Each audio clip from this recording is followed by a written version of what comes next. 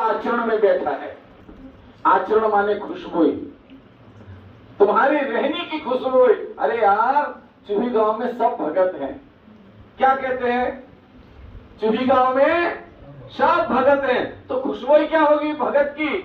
कि इनकी रहनी, सादगी, इनका व्यवहार, इनका प्रेम भरा परिचय, इनके प्रेम भरे बोल, आव भगत, आतिथ्य भाव, ये सब क्या होगा?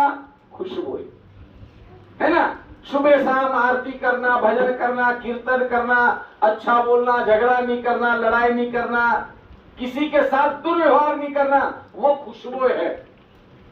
किसकी? हम सब सुंदर साथ की। अगर सुंदर साथ की ये रहनी है ना, वो खुशबू है। वो खुशबू कहां से मिली? तो बोले निजानंद संप्रदाय, दीने इस्लाम, मूल घर के संबंध के कारण हमारे हादी, हमारे प्रीतम, हमारे पिया, वो प्राणनाथ इल्मे लंदुनी माने तारतम ज्ञान, वो तारतम ज्ञान लेकर के आए। वो तारतम क्या है? हम बोलते हैं तारतम बोलो, तारतम बोलो, तारतम बोलो, तो तारतम बोलने से खुशबू ही नहीं आएगी। तारतम को समझना पड़ेगा कि तारतम है क्या। वेद मंत्र में लिखा है कि तारतमेन जानाति सच्चिदानंद लक्षणम। तारतम ज्ञान के द्वारा वो परब्रह्म परमात्मा है जो सत, चित और आनंद के लक्षणों वाला है, वो परमात्मा को जाना जा सकता है। वो तारतम है। तारतम का सीधा अर्थ है कि अंधकार में से प्रकाश की ओर जाना। तार माने प्रकाश और तम माने अंधकार। अंधकार क्या है? अज्ञानता के मेरा है, ये तेरा है, ये लड़ाई, ये कुटुंब, कबीला, पुत्र, परिवार, ये धन दौलत, ये सब मेरा है ना, ये अंधकार है, ये अज्ञानता है। मेरी मेरी कर जात दुनी, बोझ ब्रह्मांड सिर लेवे, पांव पलक का नहीं भरोसा, ना सिर सर्जन को। जब पता ही नहीं है कि ये मेरा है ही नहीं, तो अंधकार है। जब पता लग जाएगा कि मेरा है नहीं, तो प्रकाश में आ जाएंगे, तो समझ में आ जाएगा कि मैं कौन हूं। बोल लो, मैं कौन हूं, कहां से आया हूं। ये शरीर छूटने के पश्चात मुझे जाना कहां है, और जिसके घर जाना है वो परमात्मा है कौन? यही तो ज्ञान है। अज्ञानता के अंधकार से निकलेंगे, शरीर के माध्यम से निकलेंगे, तभी आत्म तत्व की पहचान होगी। वाणी में चौपाई लिखी है। जब आप श्री जी सूरत में थे तो वाणी में एक बात लिखी है कि देह भाव छुड़ाए के देवो भूतात्म। देह भाव क्या है? शरीर। योगेश भाई, छगन भाई, मगन भाई, राम सिंह भाई, फला भाई, फला भाई, फला भाई, सब नाम किसका है? शरीर का, वजूद का। किसका नाम है? बोल लो, थोड़ा आप बोलोगे ना तो नींद नहीं आएगी, है ना। बोलिए श्री प्राणनाथ।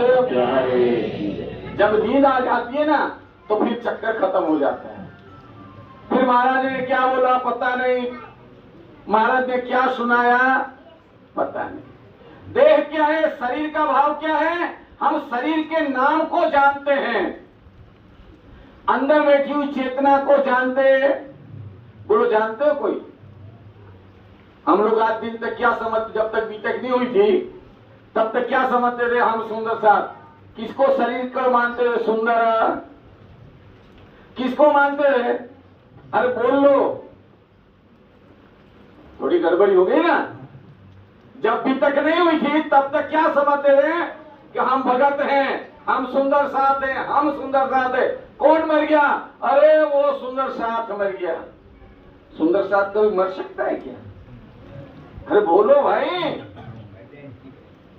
ये शरीर मरता है, मर मर सब कोई जात है, सब मर जाते हैं। पंचभौतिक शरीर छूट जाता है, अपने बोझ लेकर के दुनिया का, ये मेरा, ये मेरा, ये मेरा करके, है ना।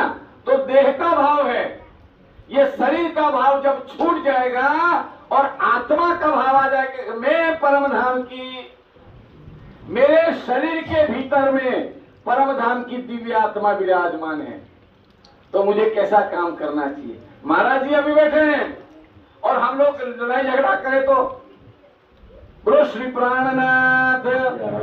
महाराज यहाँ बैठे फूलमाला पहना के महाराज को बिठाया और हम लोग लड़ाई झगड़ा करें तो कैसा लगेगा। महाराज कहेंगे अरे अरे झगड़ालू आदमी, चलो निकलो जल्दी, है मेरे को खेड़ा पहुंचा दो। क्या बोलेंगे महाराज? बोल लो। अगर आपके घर में लड़ाई झगड़ा हो गई, महाराज बैठे बोले तो ये घर है कौन सा?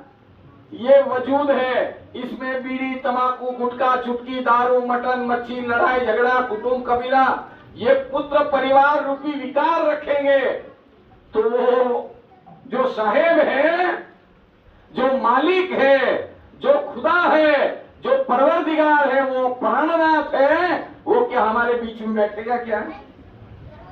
अरे बोल लो। जब हमारे दिल में ही नहीं बैठेगा तो हमारी बंदगी भक्ति का फल क्या है? हमारी बंदगी भक्ति का फल कुछ नहीं है। इसके लिए आगे का चरण हमको साफ शब्दों में धनी कह रहे हैं। बोलिए महाराज जी। करे वास्ते याद मोमिन, करे वास्ते याद मोमिन। क्या याद करेंगे परमधाम की आत्माएं? क्या मोमिन याद करेंगे? 400 साल पहले जो बात हो गई, इसको आज हम याद करें तो क्या याद कर रहे हैं? इनकी रहनी को याद कर रहे हैं, इनकी करनी को याद कर रहे हैं कि इन्होंने जो पगला भरे, इन्होंने जो हमारे लिए इस नश्वर खेल में जो परम धाम का रास्ता है वो सुगम कर दिया। वो क्या है? बोलिए श्री प्राणनाथ। अरे कोई बात नहीं, को बैठे रहे। धर्मप्राण सुंदर साथ जी, थोड़ा थोड़ा जो समझ में आता है इतना समझिए कि मैं जो कहने जा रहा हूं वो क्या है। एक, ये शरीर का भाव छोड़ दीजिए। दूसरा, संसार के लौकिक जो संबंध है उसको प्रेम से निभाइए। ये बीतक कहती है, हमारे वाणी की बीतक कहती है कि परम धाम का नाता है। ये सब जो लोग आए हमारे बीच में वो कौन से नाते से आए? परम धाम के नाते से, सुंदर साथ के नाते से। अगर यहाँ चुई गांव में आए हैं तो हमको समझना पड़ेगा कि हमारा रुतबा, हमारा मरातबा कितना बड़ा है, हमको कैसे रहना पड़ेगा। हम लोग कहते जरूर हैं, आज से 12 साल पहले मैं आपके गांव में आया था। कितने साल पहले? जो कोई जानता है वो सुनने को समझेगा कि 12 साल पहले आपके गांव में मैं आया था 2013 में। इसके बाद में 12 साल वनवास के बाद में आपके गांव में आया हूं, है ना।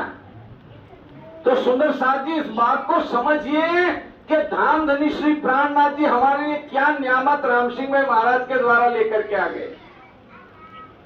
ये मोमिनों की बीतक है, ब्रह्म षष्टियों की बीतक है, ये ब्रह्म षष्टियों की रहनी की बात है। जब हम समझेंगे नहीं, ये बीतक हम तुम जाने, तुम और हम समझते हैं कि ब्रिज में हम आए थे तो क्या लीलाएं की, रास में गए तो क्या लीलाएं की, है ना। देवचंद्र जी महाराज के तन में आए तो क्या घटनाएं घटी, और फिर हक्की स्वरूप श्री प्राण वल्लभ के साथ में हम जामनगर से चले तो क्या क्या बातें हुई। और धनी ने आकर के इस संसार में, धनी आए बंद छुड़ावने। क्या छुड़ावने आए? मोमिन याद करेंगे ये बात को, मोमिन माने ब्रह्म शक्ति। धनी आए हैं बंद छुड़ावने। अभी महाराज छत्रसाल की बात चली थी, त्रिगुण फांस के मोमिन ये याद करते हैं कि अगर धनी प्राण वल्लभ अक्षरातीत इस माया के खेल में ना आए होते तो आज भी हम माता महादेव गणपति नरेश महेश इत्यादि सबका आराधन करते रहे। आज भी हम संसार के लौकिक भांति 9 प्रकार की भक्ति करते रहते। हम अब क्या कर रहे हैं? तुम दुल्हा, हम कौन सी भक्ति कर रहे हैं? दुल्हा दुल्हन की, माने पतिव्रता साधनमान। अगर ये प्राणनाथ जी नहीं आए होते तो क्या हमको पता लगता?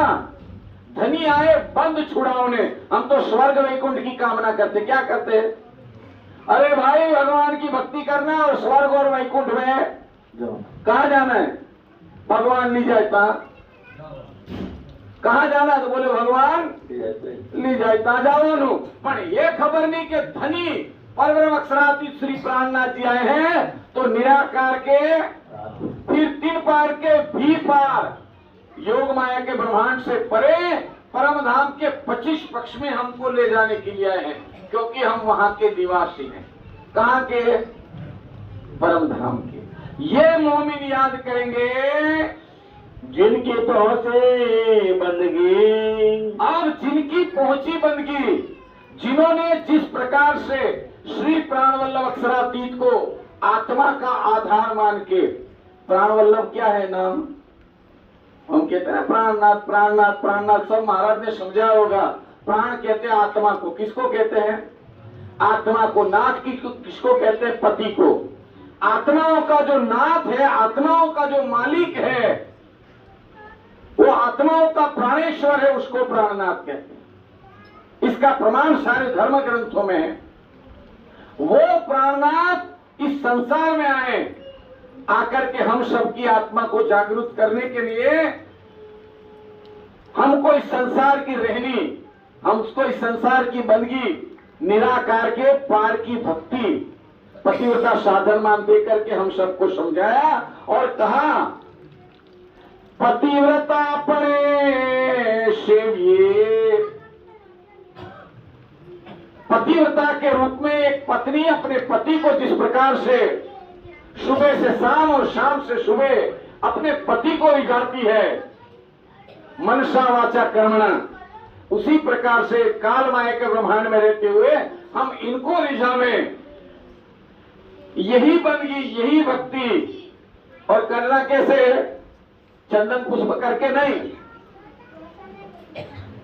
हमको ध्यान से, चितवन से, वाणी के माध्यम से, हमको सेवा के माध्यम से, हमको प्रेम के माध्यम से श्री प्राणवल्लभ को रिझाना है। और यही मोमिनों की बंदगी है। सब चले अपना तन मनाए।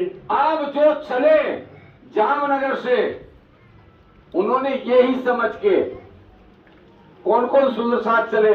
5000 की जमात चली। कितने हजार की? मोटे मोटे शब्दों में बात करते हैं। 5000 की जमात चली, सब जुड़े कारवां पद्मावती पुरीधाम पन्ना में। ये वाणी जो ये चौपाइयां है ना, बंगला जी दरबार में धनी विराजमान होकर के सबको समझाते थे अष्टपहर की सेवा, उसमें की ये बातें हैं, धनी समझाते हैं। और ये बीतक किसने लिखा? बोलिए श्री प्राणनाथ। चुई वाले बोले बोलिए श्री प्राणनाथ। ये बीतक साहब किसने लिखा? बोलो। लालदास जी महाराज ने। दादा ने बोला बीतक साहब लिखने वाले कौन? लालदास जी। लिखवाने वाले कौन? बोलो श्री प्राणनाथ प्यारे। लिखवाने वाले धनी, तन का नाम लालदास जी, अंदर बैठ करके लिखवाए। लालदास जी की आत्मा का नाम आशबाई। क्या नाम? वो आशबाई की वासना, जो मोमिन चले, जिन्होंने जिन प्रकार से सेवा की, बंदगी की, पूजा की, वाणी का प्रचार प्रसार किया, अपना तनमन वार दिया, ऐसे मोमिनों की बंदगी की बात करते हैं। विकार सारे विश्व का, विकार सारे विश्व का। यही चौपाई अपने बात करनी है। समय हो जाए बोल देना।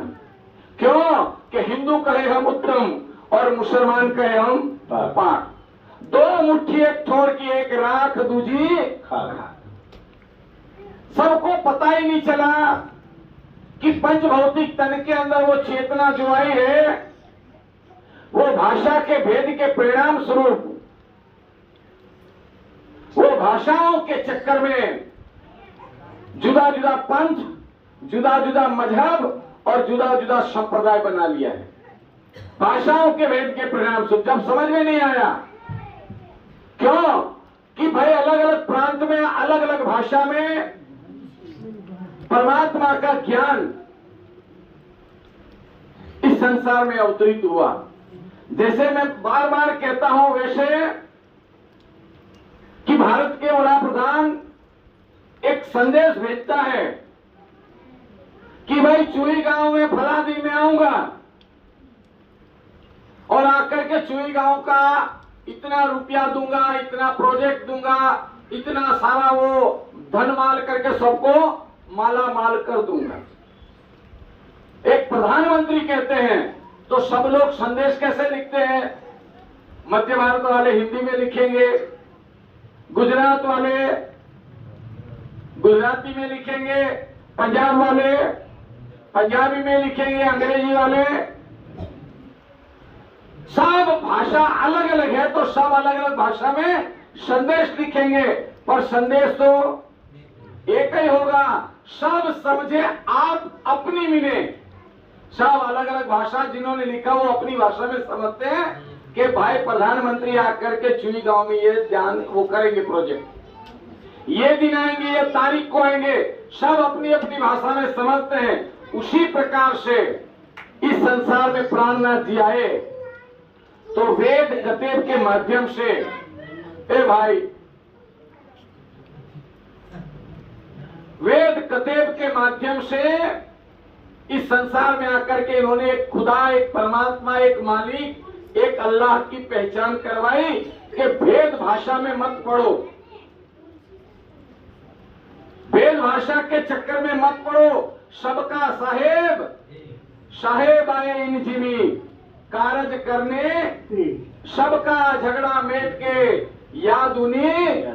ये दिने इस्लाम यान संप्रदाय की पहचान करवाने के लिए खुदावंद ताला परवरदिगार साहेब आए हैं। अब साहेब आकर के इस संसार में क्या करेंगे? हिंदुओं का झगड़ा मिटाएंगे, मुसलमानों का झगड़ा मिटाएंगे, या अपनी ब्रह्मात्माओं को ले जाने के लिए आए हैं? ये तो ज्ञान के माध्यम से समझेंगे, पर विरोध सारी विश्व का, ये सारे ब्रह्मांड में जो धर्म के नाम पर लड़ाइयां होती है, जातियों के नाम पे लड़ाइयां होती है, राष्ट्र के नाम पे लड़ाइयां होती है, भाषाओं के नाम पे जो लड़ाइयां होती है, साहेब आकर के इस संसार में अपनी एक परमेश्वर, एक परमात्मा, जात एक खसम की और ना कोई जात, एक परमात्मा की बात करके, ईश्वरवाद की बात करके सारा सबका विरोध तारतम्य ज्ञान के माध्यम से सुलझाने और इंसान को इस ब्रह्मांड में अखंड मुक्ति का मार्ग प्रशस्त करेंगे। श्री प्राणनाथ जी के बिना या इनमें लंदुनी के बिना सारे संसार को एक रस करने में किसी की भी क्षमता नहीं है। मिट से न खुशबोए, अगर ये वाणी की खुशबू से मिटना है तो हमको क्या करना पड़ेगा? बोले श्री प्राणनाथ प्यारे। अब दुनिया के पास तो तारतम्य ज्ञान है नहीं है? बोलो, दुनिया के पास है? चुई गांव में कितनों के पास तारतम्य है? बताओ। है वो फलिया में नहीं है, वो फलिया में नहीं है, मोरडुलिया में नहीं है, कांतीलाल भुरिया के पास नहीं है, तो हमको क्या करना पड़ेगा? ये वाणी को जन जन तक पहुंचाना पड़ेगा। क्या करना पड़ेगा? बोलो श्री प्राणनाथ। जब तक हम वाणी घर में नहीं लाएंगे,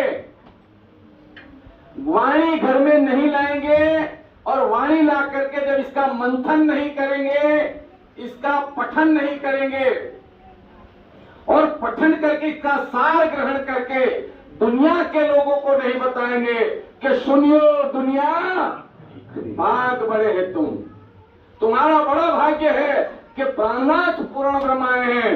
हिंदुओं के धर्म ग्रंथों में लिखा है। कभी कोई हिंदुओं को बोलने जाएंगे तो कहेंगे कि तुम्हारे धर्म ग्रंथों में लिखा है कि परमात्मा सबका एको ब्रह्मा, एक ही ब्रह्म है, बाकी नाशवंत है। ओ दुनिया वालों सावधान हो जाओ, साहेब आए हैं। कौन आए? साहेब, सबका मालिक आया है। हिंदुओं को हिंदुओं के ग्रंथों से और मुसलमान को, कुरान वाले को कुरान से कहेंगे कि कुल्हू अल्लाह, वो खुदावंद ताला, वो परवरदिगार प्राण वल्लभ आखिरी जमाने का साहेब बन के आया है, ये कहेंगे तो इस वाणी की खुशबू है ना। अरे भाई ईमान वालों, डर रखो खुदा का। कुरान में लिखा है, हमारे में थोड़ा डर बैठ जाएगा, कुरान की बात करेंगे ना, हम कहेंगे अरे यार मुसलमान हो जाएंगे ना। ये ज्ञान ही हमारे लिए आया है। वेद कतेब तमाम धर्मों का सार हमारे पास है और हमारे लिए आया है। जिन जानो शास्त्रों में कछु नहीं, शास्त्रों में सब कुछ, पर जीव सृष्टि क्या समझे, एक आंख से देखने वाला कभी भी समझ पाएगा मैं हिंदू हूं ये कह के समझेगा तो इस्लाम समझ नहीं पाएगा। इस्लाम वाला ये कहेगा मैं मुसलमान हूं तो कुरान को समझ पाएगा। जब समझेगा कि परमात्मा सबका एक है तभी समझ में आएगा। कबीर ने इसीलिए कहा, ओ भाई थोड़ा शांति रख लो, है ना। कबीर ने इसीलिए कहा, कबीर कुआं एक है पनियारी अनेक, बर्तन सबके न्यारे न्यारे पर पानी सबों में, सबका ये मटका अलग अलग है और भेद भाषा के परिणाम स्वरूप अलग अलग नाम धारण कर दिया। हमने टोपी, तिलक, छप्पा, माला, धोती, मूछ, दाढ़ी के हिसाब से इंसान को बांट दिया। इसीलिए किसी कवि ने कह दिया कि मानने वाले जो राम के, इनको इस्लाम से बू आती है, हमको भी ऐसे आई। मानने वाले जो राम के, इनके इस्लाम से बू आती है, और मानने वाले जो इस्लाम को, इनके राम के नाम से बू आती है। ए मेरे प्राणनाथ, कौन चलेगा तेरे नक्शे कदम पर, यहाँ इंसान को इंसान से बू आती है। जब ये इंसान से बू आने लग जाएगी और लग गई है तो ये खुशबू भी तक की, ये निजानंद संप्रदाय की खुशबू से सारे संसार में प्रेम और आनंद की लहर से हो जाएगी। सब एक परमेश्वर की पहचान पूजा करेंगे, पर ये हमको करवाना पड़ेगा। वाणी पढ़ना पड़ेगा, वाणी का मंथन करना पड़ेगा, वाणी घर में पधराना पड़ेगा। दारू, मांस, मट्टी, जुगार, बीड़ी, तंबाकू, बियर, गांजा, सुल्फा, भांग और दुराचार से दूर रह करके निर्मल भाव से बंदगी करना पड़ेगा। अभी नहीं कहता भगत लोग है तो भगत लोग के लक्षण ये थोड़ी है कि भांग पियो, है भगत लोग के लक्षण थोड़ी कि गांजा पियो। नहीं, भगत तो गांजा में थोड़ा नशे में अच्छा रहता है। नहीं नहीं नहीं नहीं, नहीं। ये तो दुराचार है, अनाचार है। भगत का लक्षण अलग है। और निजानंद संप्रदाय श्री प्राणनाथ जी हमको ये लक्षणों से परे परब्रह्म सदातीत की पहचान करवा रहे हैं। संसार में बस शब्द, ये संसार में ना, ब्रह्मांड में, 14 लोक के ब्रह्मांड में ये वाणी का गुंजार कर दो कि ऐ दुनिया वालों सावधान हो जाओ, वो प्राणनाथ आए हैं। चेतो सबे सतवादियो, सावधान हो जाओ। प्राणनाथ पूर्ण अक्षरातीत सारी दुनिया का खावंद आ चुका है और ये दुनिया का खावंद आया है हम आपको संदेश देने के लिए। हम उनकी आत्माएं आई हैं। फिर ये ना कहना कि प्राणनाथ और उनके साथी आए थे और हमको ये संदेश किसी ने दिखाया।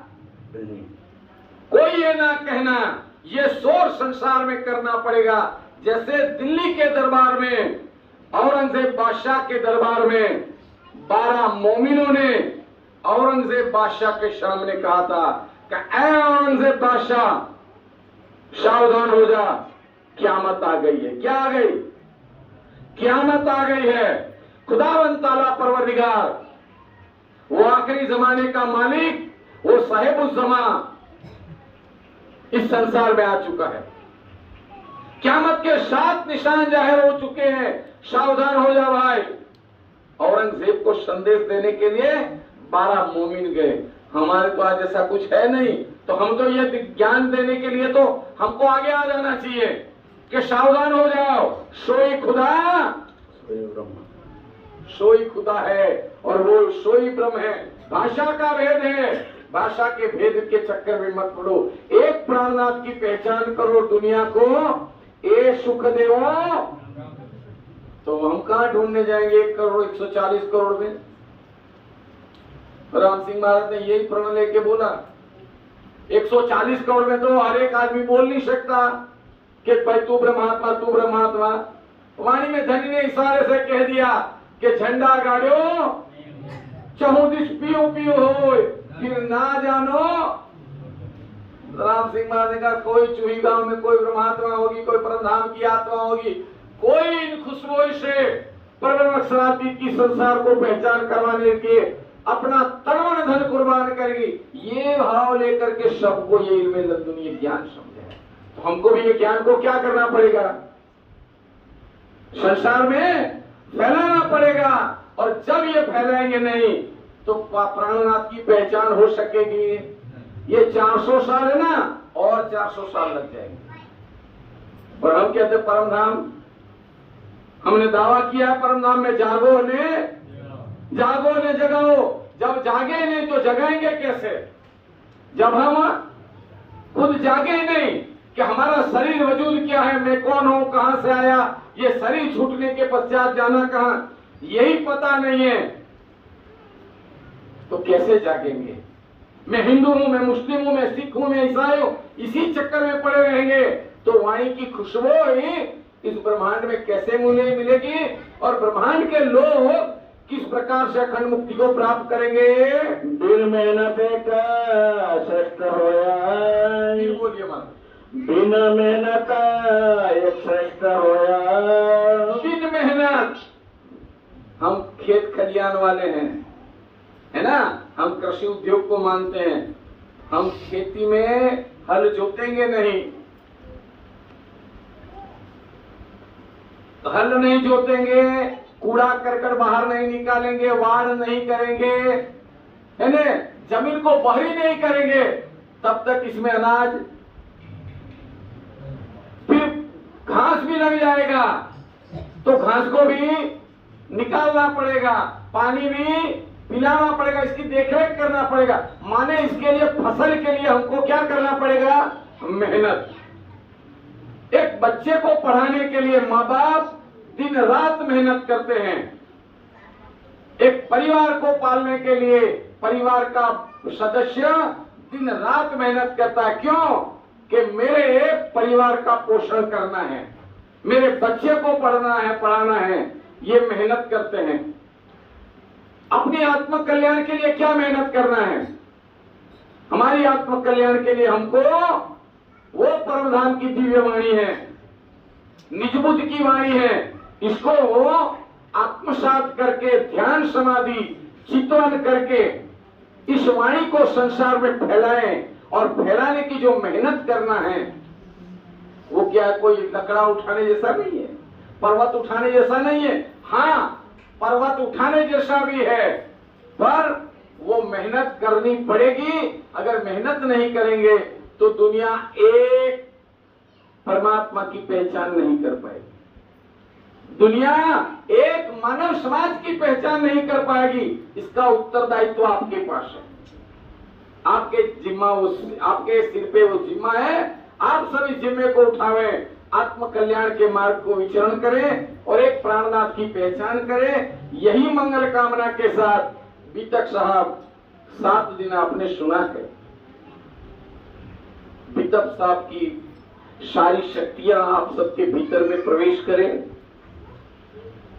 प्रेम करुणा दया क्षमा से इस संसार में आपकी जो भी मनोकामना हो पूर्ण होवे और श्री प्राणनाथ जी की दिव्य वाणी को आप संसार में फैलावे। यही मंगल कामना। इसी के साथ वाणी को विराम देते हैं। चौपाई दोहराएंगे, बाद में समापन करेंगे। बोले श्री प्राणनाथ विकार सारे विश्व का, विकार सारे विश्व का, मिटसीन खुशबोया, मिटसीन खुशबोया, सुनत शब्द संसार में, सुनत शब्द संसार में, बिना मेहनत एक श्रेष्ठ होया, बिना मेहनत एक श्रेष्ठ हो, बिना मेहनत एक श्रेष्ठ हो। बोलो श्री प्यारे। 2 बज गए, 2 बज गए, हाँ 2 बज के 7 मिनट हो गए। कल भी कहा था कि 2 बजे समाप्ति करनी है। हाँ थोड़ा हमारा घर थोड़ा हम तो खेत खलियान वाले आदमी हैं। गाड़ी लेके कौन आया? मेरे को छोड़ने गाड़ी लेके कौन आया? अरे हम जाएंगे ना, हम आए इतने का हम आपको दावत ले जाने का था। उधर से तुमसे नहीं, डायरेक्ट जाना पड़ेगा। और आप जाएंगे क्या मेरे को छोड़ने? बोलो श्री प्राणनाथ कहता हूँ कि जो मेरे को छोड़ने आने वाले हैं वो खाना खा ले, तो हम ऐसे जो बात पर पहुंचाने दोहरानी वो दोहराएंगे। मैं चर्चा करता हूँ आधा घंटा, इस बात नहीं है नहीं करूँगा, लेकिन मेरे को छोड़ने आने वाला खाना खा ले, क्योंकि नहीं यहाँ जयकारा लगा होगा, उसके बाद वो 5 चौपड़े वो दोहराएंगे, बोलेंगे, वो करेंगे। ठीक है ना? भाई सही है ना?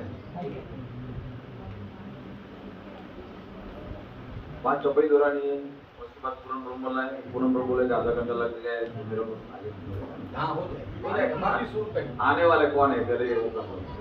देखो जाने वाले को कोई रोकता नहीं है ना? बोले श्री प्राणनाथ ओ श्री प्राणनाथ।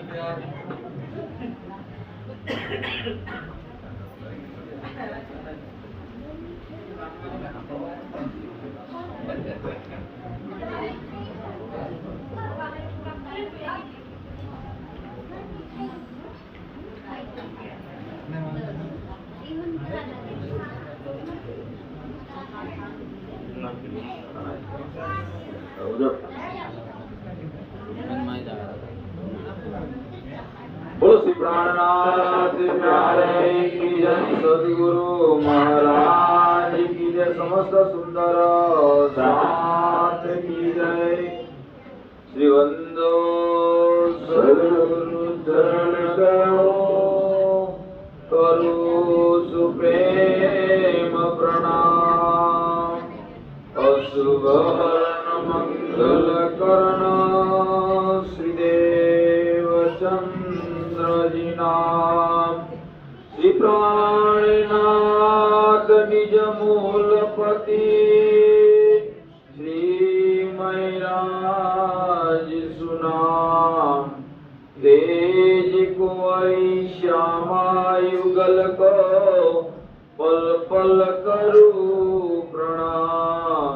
पिया जी को पल पल करूं प्रणाम। बोलो श्री प्राणनाथ प्यारे की जय। धाम धने की 14 तबक हैया तय, पहचान में ना कहूँ को पिए हयाती हो जात हयाती हो जात।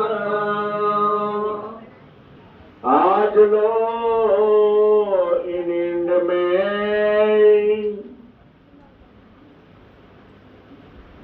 प्रणाम। अक्षराती श्री धामधणी लालदास जी ना तन्म विराजमान थे। आपण समस्त सुंदर साथ में आ वितक द्वारा અને સરળ શબ્દો દ્વારા સમજાઈ રહ્યા છે। આજ લો इन इंड में, आज लो નો મતલબ આ બ્રહ્માંડ બનતું હતું અને મટતું હતું।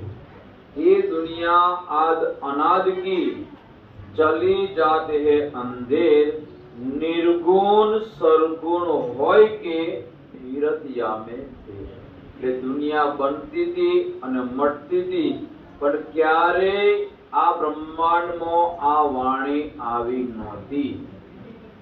आ वाणी के कारणे तिल तिल दे कटावे, आ वाणी के कारणे भैरव जंपावे, आ वाणी के कारणे हेमाड़े हाड़ गड़े कोई ना मली। लक्ष्मी जी 7 कल्पान तपस्या करी तोय ना मળી। कई आ वाणी એક લવાને કારણે લક્ષ્મીજી રાણી 7 કલ્પાંત લગ તપ કર્યા. કોઈ ના કહેવાની, કોઈ કહેવાય નથી. એ કીધું છે આજ લો ઇનવે. એ સુંદી સાજી આ વાણીની કિંમત તો તમે જુઓ.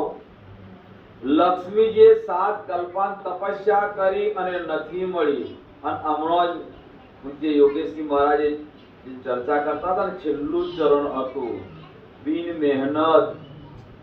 બિન મહેનત નો મતલબ આ વાણી મળે, જપ કર્યા, તપ કર્યા, હોમ કર્યા, હવન કર્યા, ઊંધા મસ્તકે લટક્યા, પણ તેમ છતાંય કોઈને મળી.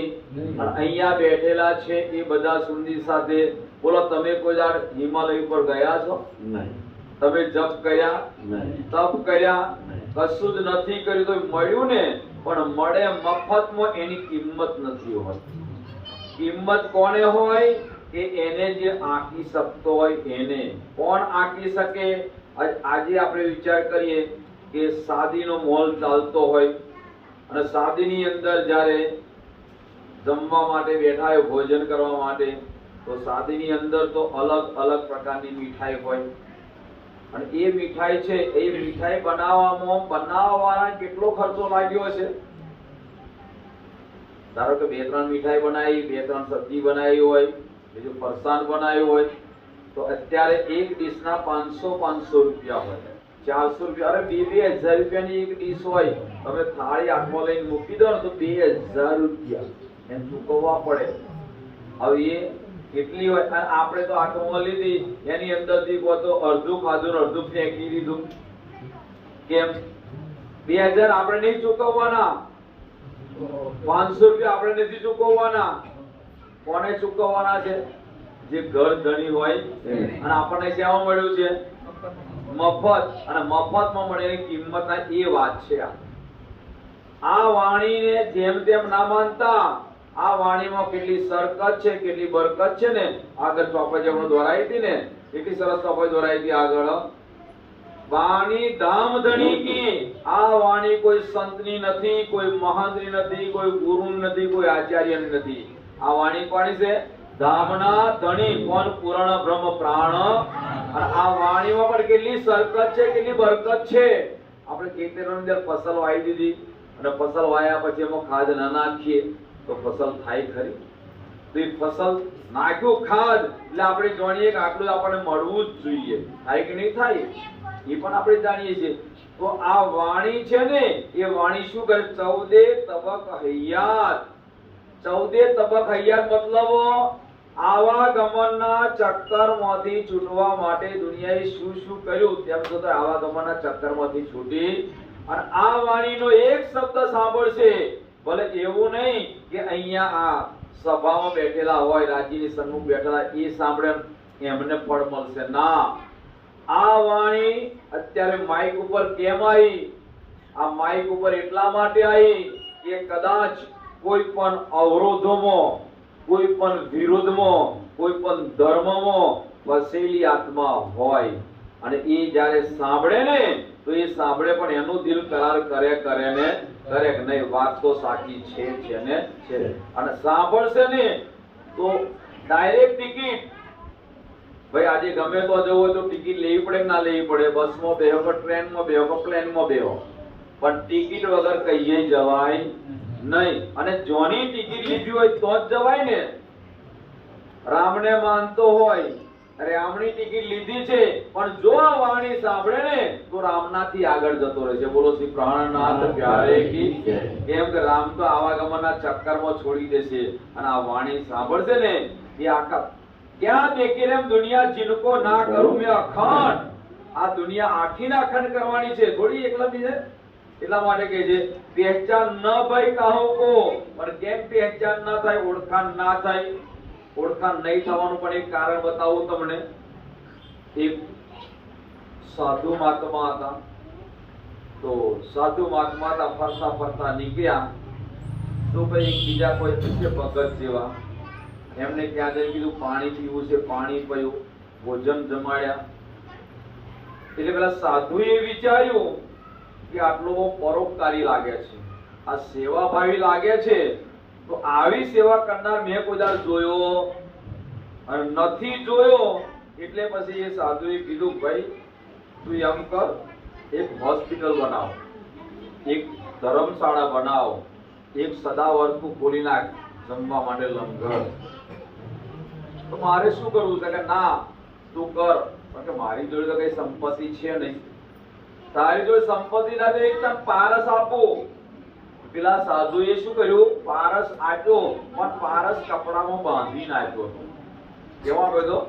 અને આ પારસ ગમે એવું લોખંડ હોય ને તું અડાડી દેજે એટલે સોનું બની જશે. અને એ સોનું બને ને પછી તું વેચી દેજે, અને વેચ્યા પછી એની અંદર મોટી મોટી એમ કે ભાઈ હોસ્પિટલ ખોલજે, ધર્મશાળા બનાવજે, સદાવર્તું કરજે. સાધુ તો ગતા રહ્યા, સાધુ તો ગતા રહ્યા ને, પણ અહીં આગળ પેલો કે લાઈન હવે આયલું છે ગુરુજીએ, તો લઈને ગયો. બાંધેલું તું એમનું એમ જ, અને આમ અડાડવા જાય. લોખંડનું લોખંડ રે, પારસ બને બધી જગ્યાએ લગાવી જોયું. આ તો સાધુ ખોટો હતો કે આ સાધુ ખોટો હતો, ખોટું આપી ગયો. 4-5 વર્ષ એટલે સાધુની ઈચ્છા થઈ કે લાય હવે હું ગયો હતો ને ત્યાં તો મોટી મોટી એમ કે હોસ્પિટલ બની ગયા, ધર્મશાળા બની ગઈ છે. અને જ્યારે સાધુ આવ્યો એવું ને એવું જ, અને એમનું એમ જ જોયું. એટલે કીધું ભાઈ એમ તું આવું ના આવું, અરે તમે આપ્યું તો એ તો કશું ના થયું, મેં તો બધે અડાડી થાક્યો. ત્યાં મૂક્યું તા કે તમારી હાથેલી અમારે તો તિજોરીમાં કાઢી લાયા પેલા ભાઈ, અને આપ્યું લો આ તમારી હતી એવી. પેલો સાધુ કહેવા લાગ્યો, તને પહેચાન ના થાય, વચ્ચે રૂમાલનો પડદો હતો. બોલો સિંહાળનાથ, કપડાનો પડદો હટાયો હોત તો એમ પહેચાન ન ભાઈ કહું કો. આ વાણીની કેટલી સરકત બરકત છે કોઈ ખબર ના પડી. રૂહે પીએ હૈયાતી હો જાય. અને કોણ લેશે? પેલા પરમધામની બ્રહ્મ સૃષ્ટિ આત્માઓ લેશે. એ પ્રમાણે કે છે કહો સુની ના કાને, કહું સુની ન કાન. આજ રોઈની બ્રહ્માંડ में આ દુનિયા બનીને ત્યારથી બોલો પાર્વતી સાંભળવા માટે બેઠા હતા. ઊંઘી ગયા ના ઊંઘી ગયા? સાંભળવા મળ્યું ના મળ્યું? લક્ષ્મીજી કેટલી તપસ્યા કરી, એમને ના મળ્યું. કેમ ના મળ્યું એ પણ તમે સાંભળી લો. પુરંદરમ પરમાત્મા ક્યારે આવવાના લખ્યા હતા? સતયુગમાં. કોઈ પણ ધર્મ ગ્રંથમાં નથી લખેલું પરમાત્મા સતયુગમાં આવશે એવું. કોઈ પણ ધર્મ ગ્રંથમાં નથી લખ્યું પરમાત્મા ત્રેતાયુગમાં આવે. અરે ત્રેતાયુગમાં આવવા વાળા એ પણ કળિયુગનો મહિમા બતાવ્યો. બોલો શ્રી પ્રાણનાથ. કોણ ત્રેતાયુગમાં આયા? ભગવાન શ્રી રામ. અને ભગવાન શ્રી રામે પણ લક્ષ્મણને કહ્યું, પ્રસંગ તો કોઈ જાણતા નથી, શું કરીએ? આવો બતાવો પ્રસંગ બતાવો. ભલે 2 ચોપાઈ ચિંતા નહીં, પણ આ વાણીનો મહિમા બતાવું છું. અત્યારના સમયની પરિસ્થિતિ બતાવું છું. કેટલી કિંમત છે. અત્યારે એક પલ આપણી જાય છે ને લાખો રૂપિયાની જાય છે, પણ આપણે એની કિંમત નથી ને એટલે વ્યર્થમાં ગુમાવી દઈએ છીએ. આપણે કહીએ છીએ તારી એક પલ જાય લાખની, તું તો મારા રે જપી લે મારા રાજની. અને એમ કે સાથે લાયા શું લઈ જાશો? અશુભા ગાડીઓ વસાવવાની, બંગલા વસાવવાના, શુભા પૈસા ભેગા કરવાના. ગાડી વસાવી પડશે, બંગલા બનાવવા પડશે, પૈસા ભેગા કરવા પડશે, પણ સાથે સાથે રાજ્યની યાત્રા કરવા પડશે. કારણ કે આ જગતમાં રોટી કપડા મકાન વગર ચાલવાનું નથી. તો એ પ્રમાણે બતાવું તમને ત્રેતાયુગની વાત. ત્રેતાયુગમાં કોણ થયા? ભગવાન શ્રી રામ. અને એ ભગવાન શ્રી રામ દુનિયા માને છે નથી માનતા? હરે રામા હરે રામા હરે રામા, સીતારામ સીતારામ સીતારામ કરે છે ને. હવે વિચાર કરીએ, કોઈ માણસને ગામની અંદર ઝઘડો થયો અને એની ઉપર લખાઈ મુકદ્દમો પોલીસ સ્ટેશનમાં, તો પોલીસ પકડવા આવે કે ના આવે? બોલો, ડીએસપી આવે, ડીઆઈજી આવે, પીએસઆઈ આવે, પોલીસ વાળો આવે. અને પોલીસ વાળો પકડવા માટે આવે અને પેલા ભાઈ કે ચાલ પોલીસ સ્ટેશનમાં. ના સાહેબ મને ના લઈ જજો. અરે પીએસઆઈ સાહેબ મને ના લઈ જજો. પેલો કે ભલા હું પીએસઆઈ નહીં, હું તો પોલીસ વાળો છું. ના ના સાહેબ તમે જ પીએસઆઈ. તો હવે વોક કોનો? પોલીસ વાળો એમ કે છે હું પીએસઆઈ નહીં, અને પેલો કે ના સાહેબ તમે જ પીએસઆઈ. તો વોક કોનો? જે કહેનારો ને આવો બરાબર સાંભળી લે. પહેલા મુહૂર્ત બાજ્યું શું કરવા માટે? અડધા કલાકમાં તો બહુ વાતો બતાવી દીધી, ચિંતા ના કરો. આવો. હવે રામ ભગવાન છે, દુનિયા મારે કે નથી માનતા? જ્યારે મૃગ બની અને પંચવટી ઉપર આવે છે, મામો મારી છે.